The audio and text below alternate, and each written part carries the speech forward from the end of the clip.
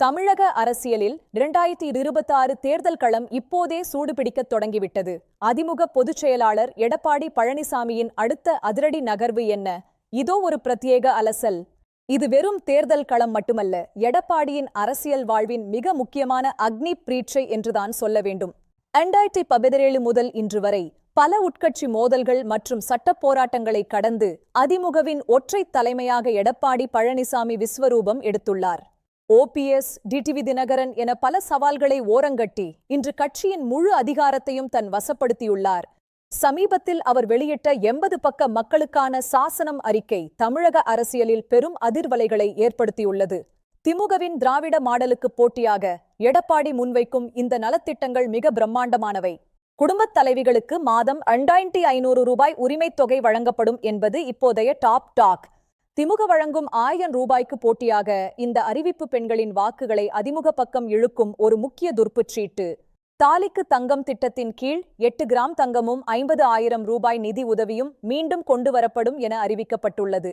மறைந்த முதலமைச்சர் ஜெயலலிதாவின் இந்த கனவு திட்டத்தை மீண்டும் உயிர்ப்பிப்பதன் மூலம் பெண்களின் ஆதரவை வலுப்படுத்த திட்டமிட்டுள்ளார்.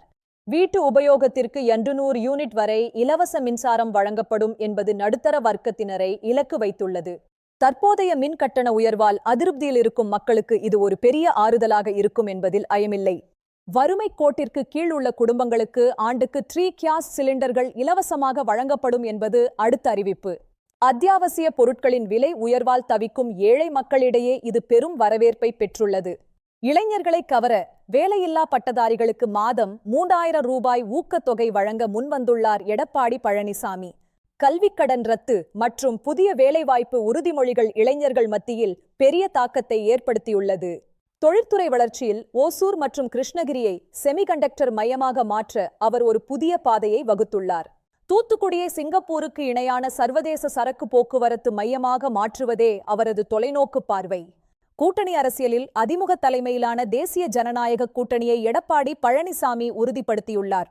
பாஜக, பாமக மற்றும் அமமுக ஆகிய கட்சிகளுடன் தொகுதி பங்கீடு வெற்றிகரமாக முடிக்கப்பட்டு தேர்தல் களம் தயாராகியுள்ளது. மொத்தமுள்ள 234 இடங்களில் அதிமுக 128 இடங்களில் போட்டியிட்டு தனது மேலாதிக்கத்தை நிலைநாட்டியுள்ளது. இந்த தொகுதி பங்கீடு எடப்பாடிதான் கூட்டணியின் அசைக்க முடியாத தலைவர் என்பதை மீண்டும் ஒருமுறை மெய்ப்பித்துள்ளது. மத்திய உள்துறை அமைச்சர் அமித் ஷா எடப்பாடியை முதலமைச்சர் வேட்பாளராக அங்கீகரித்துள்ளது அவருக்கு கூடுதல் பலம். டெல்லியின் தலையீடு இன்றி மாநில அளவில் தன்னிச்சையாக முடிவெடுக்கும் அதிகாரத்தை அவர் கையில் வைத்துள்ளார். கூட்டணி அறிவிப்பு சென்னையில் வெளியிடப்பட்டது எடப்பாடியின் தன்னாட்சி அதிகாரத்தை பறைசாற்றுகிறது. அடிமை என்ற விமர்சனங்களுக்கு முற்றுப்புள்ளி வைக்கும் வகையில் அவரது ஒவ்வொரு நகர்வும் மிக துல்லியமாக அமைந்துள்ளது. இருப்பினும் நடிகர் விஜயின் தமிழக வெற்றிக் கழகம் அதிமுகவிற்கு ஒரு புதிய சவாலாக உருவெடுத்துள்ளது. விஜயின் வருகை அதிமுகவின் வாக்கு வங்கியில் குறிப்பாக இளைஞர்களிடையே பாதிப்பை ஏற்படுத்தலாம் என அஞ்சப்படுகிறது. விஜய் தன்னை 3வது சக்தியாக முன்னிறுத்துவது தேர்தல் களத்தை மும்முனை போட்டியாக மாற்றியுள்ளது. இந்த வாக்குப்பிரிப்பு யாருக்கு சாதகமாக அமையும் என்பதுதான் தமிழக அரசியல் வல்லுநர்களின் தற்போதைய கேள்வி. கட்சிக்குள் செங்கோட்டையன் போன்ற மூத்த தலைவர்களின் அதிருப்தி எடப்பாடிக்கு ஒரு பெரும் சவாலாகவே உள்ளது. உட்கட்சி மோதல்களை சமாளித்து வேட்பாளர்களை ஒருங்கிணைப்பது அவரது தேர்தல் வெற்றிக்கு மிக முக்கியமானது. தனது கோட்டையான கொங்கு மண்டலத்தில் எடப்பாடி பழனிசாமி தீவிர பிரச்சார வியூகங்களை வகுத்து வருகிறார். இந்த மண்டலத்தில் அவர் பெரும் வெற்றிதான் அவரது அரசியல் ஆதிக்கத்தை மீண்டும் உறுதிப்படுத்தும் காரணியாக இருக்கும். திமுகவின் குடும்ப அரசியலையும் ஊழலையும் தனது பிரச்சாரத்தின் மைய பொருளாக அவர் மாற்றியதுள்ளார். ஜெயலலிதா காலத்து சிறந்த நிர்வாகத்தை மீண்டும் கொண்டு வருவேன் என அவர் சூளுரைத்துள்ளார். 2026 தேர்தல் எடப்பாடி பழனிசாமியின் அரசியல் பயணத்தில் ஒரு வாழ்வா சாவா போராட்டமாகவே பார்க்கப்படுகிறது. அவரது வியூகங்கள் அவருக்கு மீண்டும் முதல்வர் நாற்காலியை பெற்றுத் தருமா? தமிழக மக்கள் முடிவெடுப்பார்கள். எடப்பாடியின் இந்த புதிய தேர்தல் வியூகங்களை நீங்கள் எப்படி பார்க்கிறீர்கள்? உங்கள் கருத்துக்களை கீழே பகிருங்கள். தமிழக அரசியல் களம் இன்னும் பல திருப்பங்களை காணப்போகிறது. செய்திகளுக்காக இணைந்திருங்கள்.